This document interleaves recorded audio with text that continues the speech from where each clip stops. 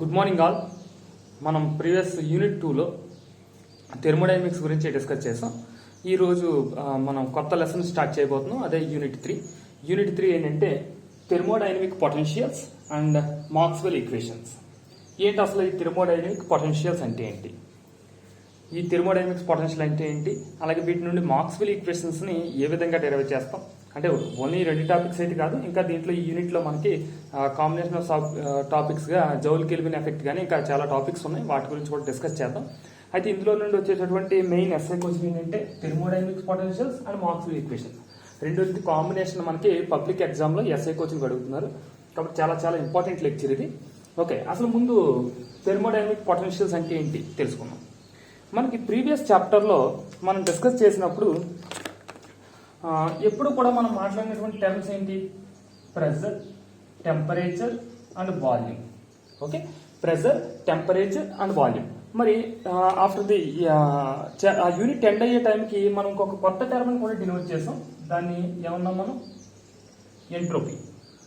దాన్ని entropy yes అని చెప్పాం, మీకు గుర్తుండి ఉంటుంది.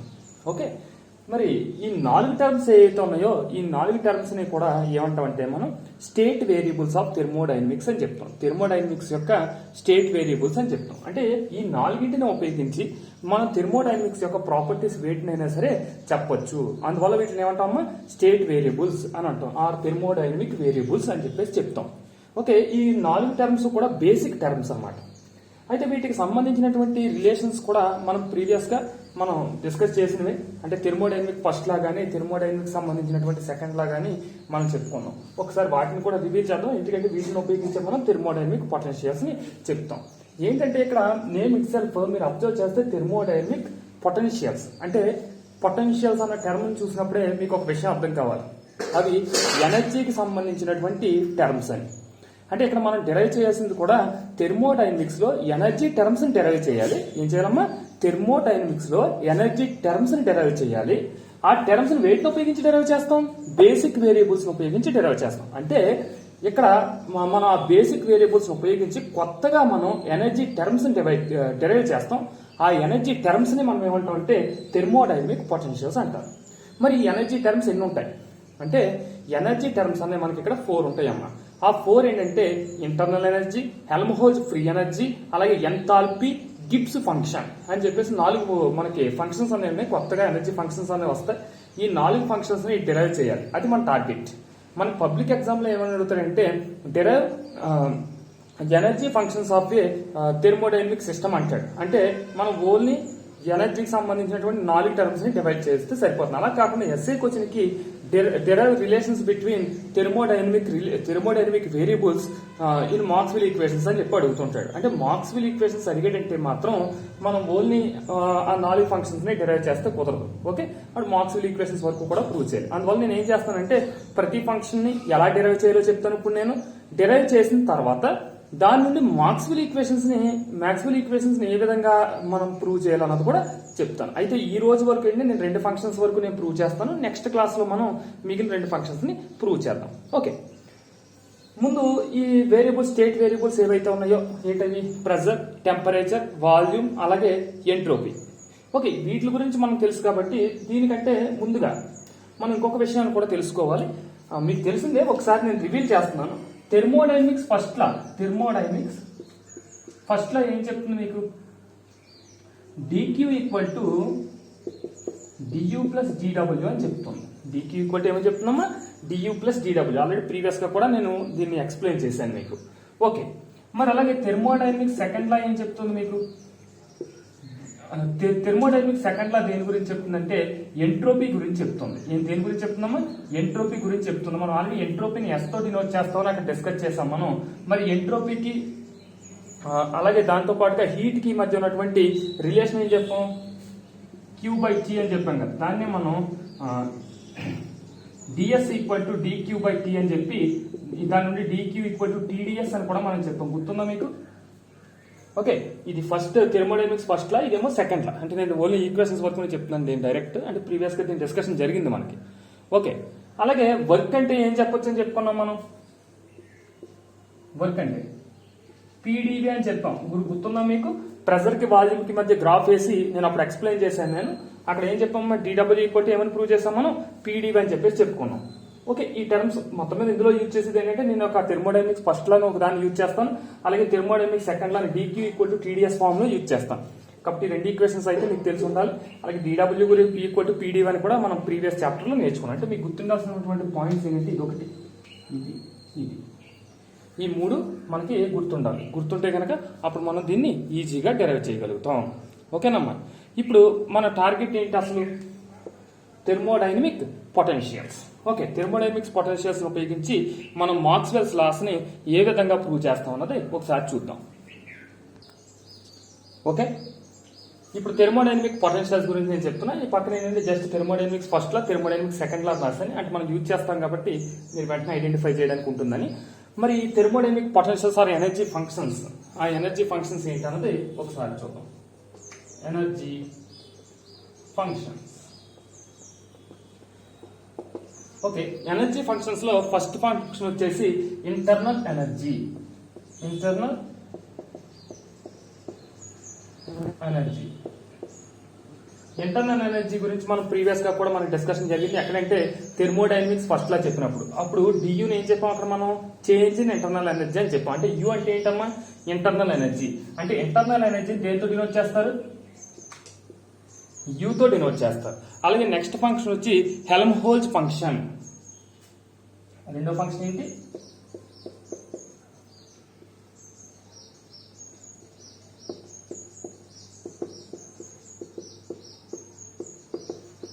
ఓకే, ఈ హెల్మ్హోల్ట్జ్ ఫంక్షన్ అనేది ఇది ఒక కొత్త ఫంక్షన్ అమ్మ. ఇది అంటే ఇప్పుడు మనం కొత్తగా డెరైవ్ చేస్తున్నటువంటి ఫంక్షన్ ఇది.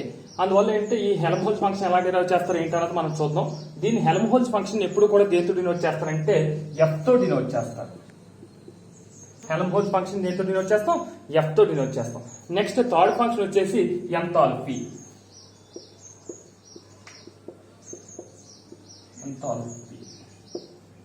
ఎంథాల్పీని ఎప్పుడు కూడా దేంతో డినోట్ చేస్తాం అంటే హెచ్ తో డినోట్ చేస్తాం. ఎంథాల్పీని ఎప్పుడు దేంతో డినోట్ చేస్తాం, హెచ్ తో డినోట్ చేస్తాం. ఇంకా నాలుగో ఫంక్షన్ వచ్చేసి గిబ్స్ ఫంక్షన్. నాలుగో ఫంక్షన్ ఏంటమ్మా, గిబ్స్ ఫంక్షన్. గిబ్స్ ఫంక్షన్ ని ఎప్పుడు కూడా మనం జీ తో డినోట్ చేస్తాం, క్యాపిటల్ జీ. ఓకే, ఇక్కడ మనకు ఉన్నటువంటి టర్మ్స్ కనుక చూస్తే మనం ఎనర్జీ ఫంక్షన్స్ అనేవి 4 ఉంటాయి. ఆ విషయం మీరు మర్చిపోకూడదు. ఈ 4 ఫంక్షన్స్ ని కూడా మనం డిరైవ్ చేయాలి. ఈ 4 ఫంక్షన్స్ నుండి మనకి 4 మాక్స్వెల్ ఈక్వేషన్స్ అనే రావడం అనేది జరుగుతుంది. ఈ మాక్స్వెల్ ఈక్వేషన్స్ ని మనం 4 ప్రూవ్ చేయాలన్నమాట ఇప్పుడు. ఓకే, ఆ 4 ఏంటి, ఇంటర్నల్ ఎనర్జీకి సంబంధించి Helmholtz function and enthalpy, Gibbs. ముందు ఇటు రిలేషన్స్ కట్టాలి, ఆ రిలేషన్స్ నుండి మాక్స్వెల్ ఈక్వేషన్స్ ని డిరైవ్ చేయాలి. ఓకే, ఇక్కడ మనకు ఉన్నటువంటి 4 ఫంక్షన్స్ లో నేను ఈ రోజు 2 ఫంక్షన్స్ మీకు ఎక్స్ప్లెయిన్ చేస్తాను. 2 ఫంక్షన్స్ ఎక్స్ప్లెయిన్ చేస్తాను, 2 మాక్స్వెల్ ఈక్వేషన్స్ కూడా డిరైవ్ చేస్తాను. నెక్స్ట్ క్లాస్ లో మనం మిగిలిన 2 ఫంక్షన్స్, 2 మాక్స్వెల్ ఈక్వేషన్స్ ని డిరైవ్ చేద్దాం. ఓకేనా.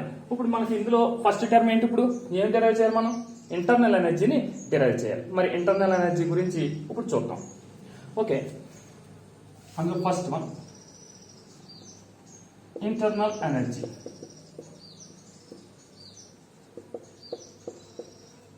ఫస్ట్ నేను ప్రూవ్ చేస్తాను. ఇంటర్నల్ ఎనర్జీని మనం దేంతో డినోట్ చేస్తాం, యూతో డినోట్ చేస్తాం. ఓకే, మరి ఇంటర్నల్ ఎనర్జీని మనం ప్రూవ్ చేయాలంటే నేను ఫస్ట్ థెర్మోడైనమిక్స్ ఫస్ట్ లా తీసుకుంటున్నాను. డిక్యూ ఈక్వల్ టు ఏమని తెలుసు నాకు, యూ ప్లస్ డిడబ్ల్యూ అని తెలుసు. మరి డిక్యూ ఈక్వల్ టు డిడబ్ల్యూ నుండి నాకు ఇంటర్నల్ ఎనర్జీ కావాలని అంటే మరి ఇంటర్నల్ ఎనర్జీకి సంబంధించినటువంటి టర్మ్ ఏది అందులో, డియు. అంటే డియుని ఓ పక్క నుంచి మిగిలింది అవతల పక్కకు పంపించేయండి.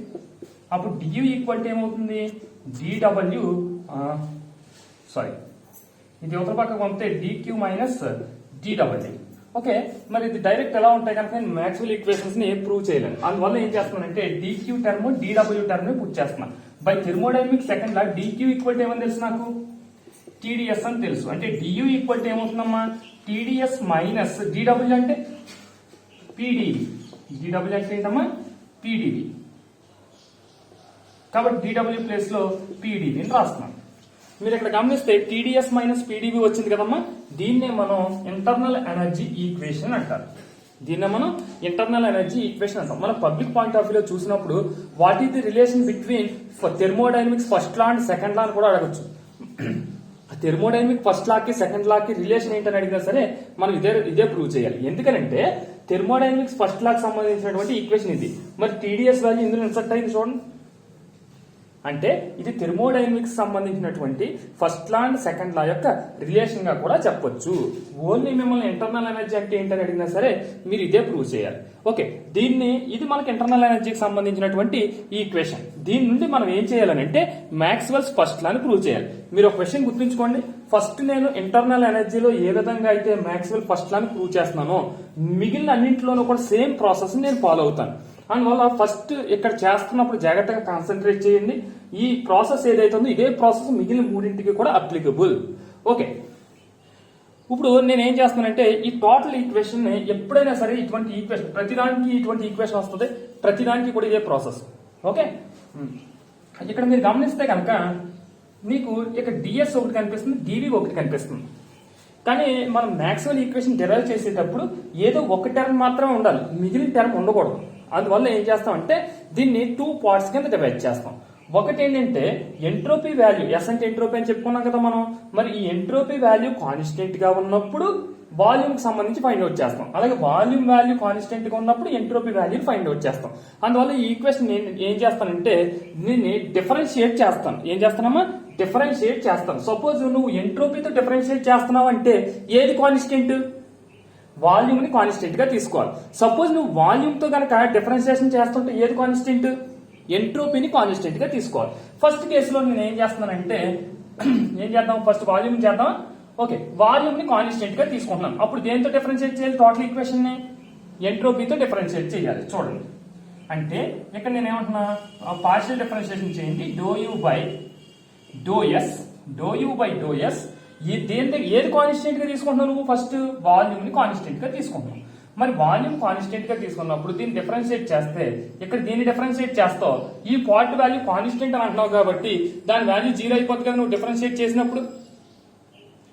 అంటే దీని వాల్యూ 0 అయిపోతుంది కాబట్టి ఇంకా మిగిలింది దీని ఒక్కదానికి నువ్వు డిఫరెన్షియేషన్ చేస్తే సరిపోద్ది కదా. మరి డిఎస్ బై డిఎస్ అంటే 1 అయిపోద్ది. అప్పుడు అక్కడ మిగిలింది టీఏ కదమ్మా. ఇప్పుడు విత్ రెస్పెక్ట్ నువ్వేం చేసావు? ఇప్పుడు విత్ రెస్పెక్ట్ టు ఎంట్రోపీ చేసావు, కానీ ఎంత కాన్స్టెంట్ వాల్యూమ్ చేసావు. నెక్స్ట్ ఏం చేయాలి? విత్ రెస్పెక్ట్ టు వాల్యూమ్ చెయ్యాలి. ఓకే, ఈ రెండు separate terms. With respect to volume చెయ్యాలి అంటే d U by d V with respect to volume చేస్తున్నా. ఎక్కడ? At constant entropy. మరి ఎట్ కాన్స్టెంట్ ఎంట్రోపీ కనుక నేను చేస్తే అప్పుడు ఈ ఈక్వేషన్ ఏమవుతుంది? ఎంట్రోపీ కాన్స్టెంట్ కాబట్టి ఈ టర్మ్ కి డిఫరెన్షియేట్ చేసినప్పుడు ఆ టర్మ్ వాల్యూ 0 కదా. అప్పుడు minus P into DV by DV అంటే 1 అయిపోతుంది కాబట్టి అక్కడ మనకు వచ్చేది మైనస్ పి. ఓకే, నీకు ఇప్పుడు రెండు ఈక్వేషన్స్ వచ్చినాయి కదమ్మా. ఓకే, జస్ట్ వెయిట్, ఇది పైన చేద్దాం.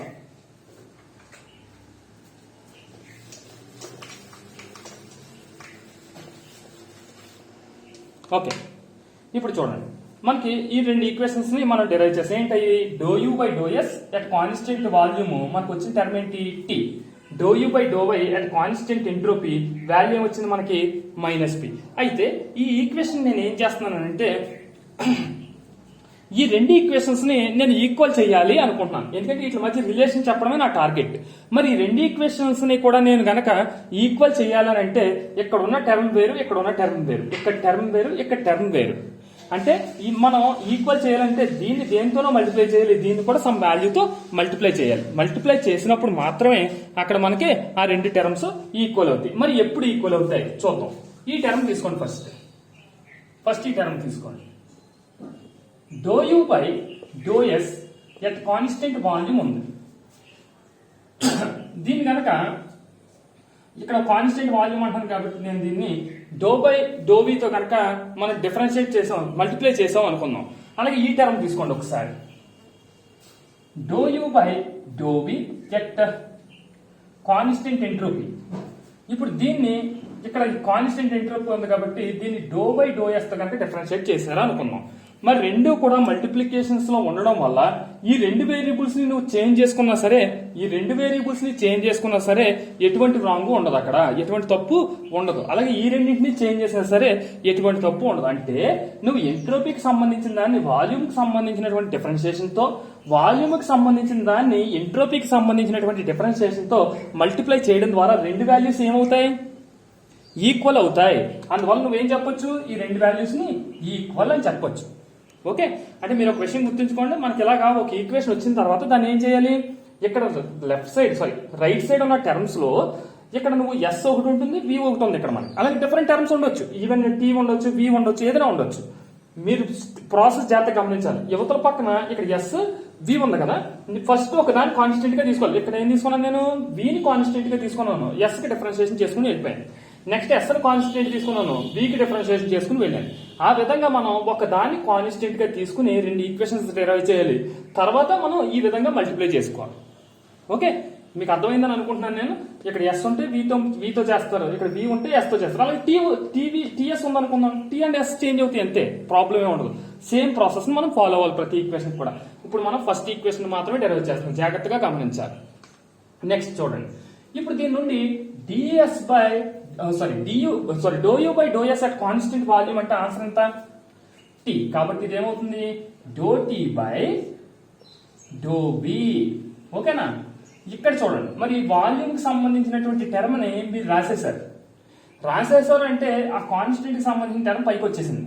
అంటే ఇక్కడ డో బై డో వి చేస్తున్నావు, అప్పుడు ఏది కాన్స్టెంట్ గా తీసుకోవాలి, మరి డో బై డో వి చేసినప్పుడు ఏది కాన్స్టెంట్ గా తీసుకుంటున్నావు, నువ్వు ఎంట్రోపీని కాన్స్టెంట్ గా తీసుకుంటున్నావు. దాట్స్ వై ఇక్కడ ఎంట్రోపీ.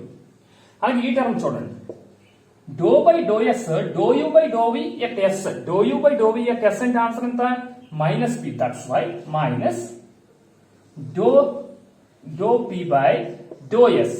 ఎక్కడ చూడండి, మనకి విత్ రెస్పెక్ట్ టు ఎంట్రోపీ కనుక మనం డిఫరెన్షియేషన్ చేస్తుంటే, విత్ రెస్పెక్ట్ టు ఎంట్రోపీ మనం డిఫరెన్షియేషన్ చేస్తుంటే ఏది కాన్స్టెంట్ గా తీసుకోవాలి, వాల్యూమ్ ని కాన్స్టెంట్ గా తీసుకోవాలి. దట్స్ వై ఇది వాల్యూమ్. అంటే ఫైనల్ గా నువ్వు ఈక్వేషన్ డెరైవ్ చేసావు, ఆ equation Maxwell's first equation.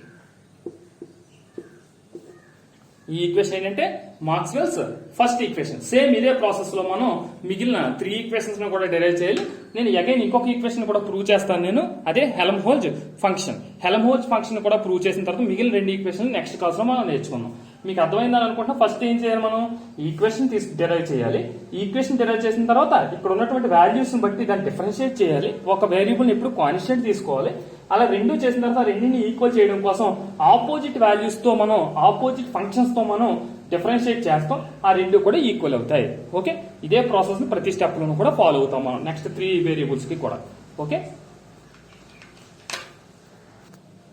Okay మన నెక్స్ట్ ఫంక్షన్ వచ్చి Helmholtz function F. Helmholtz function F ని మనం ఇప్పుడు ప్రూవ్ చేద్దాం.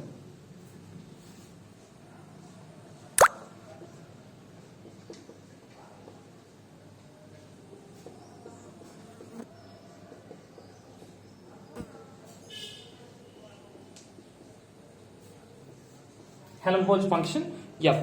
మనం హెల్మ్హోల్ట్జ్ ఫంక్షన్ ఎఫ్ ని ప్రూవ్ చేయడానికంటే ముందు ఒకసారి మళ్ళీ మీ అండర్స్టాండింగ్ కోసం థెర్మోడైనమిక్స్ ఫస్ట్ లో ఏంటి, DQ equal to DU plus DW. ఇంతకు ముందు చెప్పింది నేను. దాని నుండి డిక్యూ ఈక్వల్ టు ఏం చెప్పాం, డియూ అంటే కనుక ఇంటర్నల్ ఎనర్జీ, కాబట్టి మనకి ఇంటర్నల్ ఎనర్జీ కావాలంటే DU equal to DQ minus DW. దాని నుండి డియూ ఈక్వల్ టు డిక్యూ అంటే టీడీఎస్ మైనస్ డిడబ్ల్యూ అంటే టీడీడీ. ఇది మనం ఇంతకు ముందు ప్రూవ్ చేసిందే థెర్మోడైనమిక్స్ ఫస్ట్ లాకి సంబంధించి. ఇప్పుడు దీన్ని యూజ్ చేసుకుని నేను హెల్మ్హోల్ట్జ్ ఫంక్షన్ కూడా ప్రూవ్ చేస్తాను. ఓకే, సేమ్ ఈక్వేషన్ నేను తీసుకుంటున్నాను. మనకేం చేసాం, ఇంటర్నల్ ఎనర్జీ నుండి DU equal to TDS minus PDV. Suppose నేను కనుక అక్కడ థెర్మోడైనమిక్ రియాక్షన్ అన్నది ఎట్ కాన్స్టెంట్ టెంపరేచర్ దగ్గర జరుగుతుంది. ఎక్కడ జరుగుతుందమ్మా, కాన్స్టెంట్ టెంపరేచర్. దాన్ని మనం ఐసోథెర్మల్ అంటాం. సపోజ్ ప్రాసెస్ కనుక ఐసోథెర్మల్ ప్రాసెస్ అయితే టెంపరేచర్ ఏంటి, కాన్స్టెంట్. మరి డిఫరెన్షియేషన్ లో మనం ఎప్పుడైనా ఈ టెంపరేచర్ తీసుకెళ్ళినా సరే ప్రాబ్లం ఏముండదు కదా, ప్రాబ్లం ఏముండదు. కాబట్టి నువ్వు దీన్ని ఎలా రాయొచ్చు, ఈ పై ఈక్వేషన్ ఎలా రాయొచ్చు, DU equal to D into TS కింద రాయొచ్చు కదా. ఎందుకంటే టెంపరేచర్ కాన్స్టెంట్ కాబట్టి టెంపరేచర్ టర్మ్ డిఫరెన్షియేషన్ లో తీసుకెళ్ళినా సరే ఎటువంటి చేంజ్ ఉండదు. దానివల్ల ఏంటి, నేను ఏం చేశాను, దీన్ని డి ఆఫ్ టిఎస్ గా రాశాను మైనస్ పీడీ. దీని కనుక యువతల పక్కకు తీసుకొచ్చేస్తే ఏమవుతుంది, D into U minus T S అవుతుంది కదా. డి డిఫరెన్షియేషన్ కనుక కామన్ తీసేస్తే D into U minus T S equal to ఏంటి, మైనస్ పీటీబీ. ఇది మనకి ఇక్కడ ఉన్నటువంటి రిలేషన్. మరి ఈ రిలేషన్ చూస్తే ఇందులో ఉన్నటువంటి పార్ట్ ఉంది చూసావా, ఇది ఎనర్జీకి సంబంధించినటువంటి పార్ట్ అనమాట. ఆ ఎనర్జీకి సంబంధించినటువంటి పార్ట్ ఏదైతే ఉందో ఈ పార్ట్ ని మనం ఏమంటాం అంటే హెల్మ్హోల్ట్జ్ ఫంక్షన్ అని అంటాం. ఇక్కడ U - TS వచ్చింది కదమ్మా, దీన్ని ఏమంటాం మనం హెల్మ్హోల్ట్జ్ ఫంక్షన్ అని అంటాం. అంటే Helmholtz function F equal to నువ్వేం చెప్పొచ్చు ఇప్పుడు U - TS అని చెప్పొచ్చు. ఓకే, F ఈక్వల్ టు ఏం చెప్పొచ్చమ్మా U - TS అని చెప్పేసి మనం చెప్పొచ్చు. మరి ఈ ఈక్వేషన్ కి యూజ్ చేసి మళ్ళీ థెర్మోడైనమిక్ సెకండ్ లా మనం ప్రూవ్ చేయాలి. అది ఎలా ప్రూవ్ చేస్తామో చూద్దాం. ఓకే, ఇప్పుడు చూడండి, ఈ ఈక్వేషన్ తీసుకుంటున్నాను నేను. F ఈక్వల్ టు ఏంటి U - TS. దీని గనక మనం బోత్ సైడ్స్ డిఫరెన్షియేషన్ గనక చేస్తే ఏమవుతుంది, ఇది dF equal to du minus differentiation of temperature and entropy అంటే d ఆఫ్ TS వస్తుంది ఇక్కడ. అంటే దీనికి U ఫార్ములా అప్లై చేయాలి ఇక్కడ మనం. అంటే dF ఈక్వల్ టు ఏమవుతుంది du minus TdS minus SDT అంతే కదా చూడండి. ఓకే, ఒకసారి U కి డిఫరెన్షియేషన్ చేశాను, ఒకసారి V కి డిఫరెన్షియేషన్ చేశాను. కానీ మనకి du అంటే అంతకుముందు నేను అక్కడ సైడ్ లో ప్రూవ్ చేసి ఉంచాను కదా. du అంటే ఏం ప్రూవ్ చేసాం మనం, TdS మైనస్ TdV. మరి du వాల్యూ ఇక్కడ వేయండి.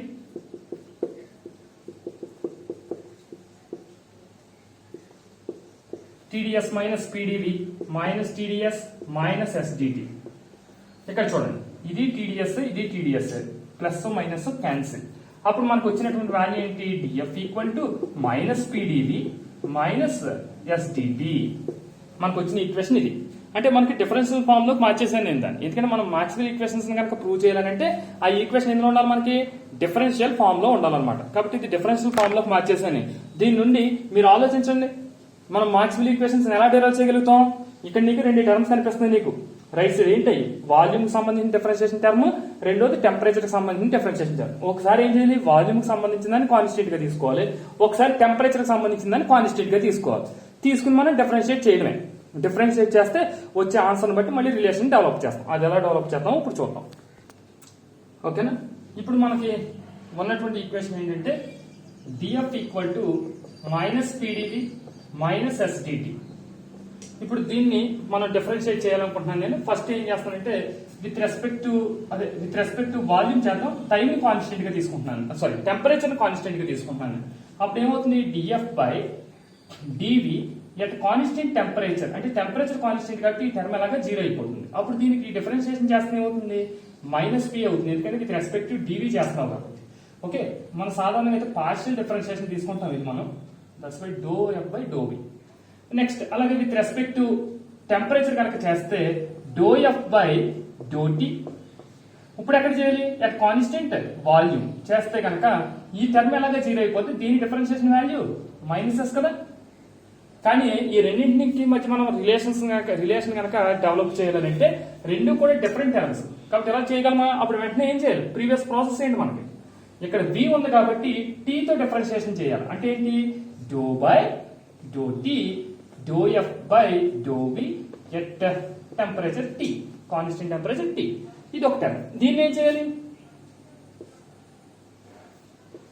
Do by do V do F by do T at constant volume V. మరి రెండు టర్మ్స్ కూడా ఇంటర్చేంజ్ అయినా మరి సేమ్ టర్మ్స్ కింద యాక్ట్ చేస్తాయి కాబట్టి ఈ రెండింటిని ఏం చేయొచ్చు, మనం ఈక్వల్ చేయొచ్చు. మరి పార్ట్ వాల్యూ ఎంత ఇప్పుడు అంటే minus do P by do T equal to minus do S by do V. ఇక్కడ టెంపరేచర్ ఉంది కాబట్టి ఇక్కడ ఏం కాన్స్టెంట్, వాల్యూమ్ కాన్స్టెంట్. అలాగే ఇక్కడ వాల్యూమ్ ఉంది కాబట్టి ఏం constant, temperature constant. Minus minus cancel. Final గా మనకు వచ్చినటువంటి మాక్స్వెల్ సెకండ్ ఈక్వేషన్ ఏంటంటే do P by do T at constant volume V equal to do S by do V at constant temperature T. దీన్ని మనం ఏమంటాం అంటే మాక్స్వెల్స్ సెకండ్ ఈక్వేషన్ అని చెప్తాం. దీన్ని ఏం చెప్తాం మనం, మాక్స్వెల్స్ సెకండ్ ఈక్వేషన్.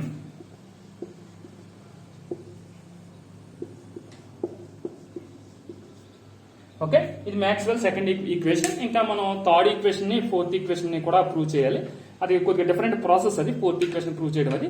కాబట్టి ఏంటంటే నెక్స్ట్ క్లాస్ లో మనం థర్డ్ ఈక్వేషన్ ని ఫోర్త్ ఈక్వేషన్, నెక్స్ట్ క్లాస్ లో మనం థర్డ్ ఈక్వేషన్ ని ఫోర్త్ ఈక్వేషన్ ని ఏ విధంగా ప్రూవ్ చేయొచ్చు అన్నది చూద్దాం. ముందుగా ఏంటంటే ఈ రెండు ఈక్వేషన్ కూడా పెర్ఫెక్ట్ గా నేర్చుకుంటే నెక్స్ట్ ఈక్వేషన్స్ కూడా మనం ఈజీగా మనం నేర్చుకోగలుగుతాం. ఓకే, దట్స్ ఇట్ అమ్మ. Thank you all.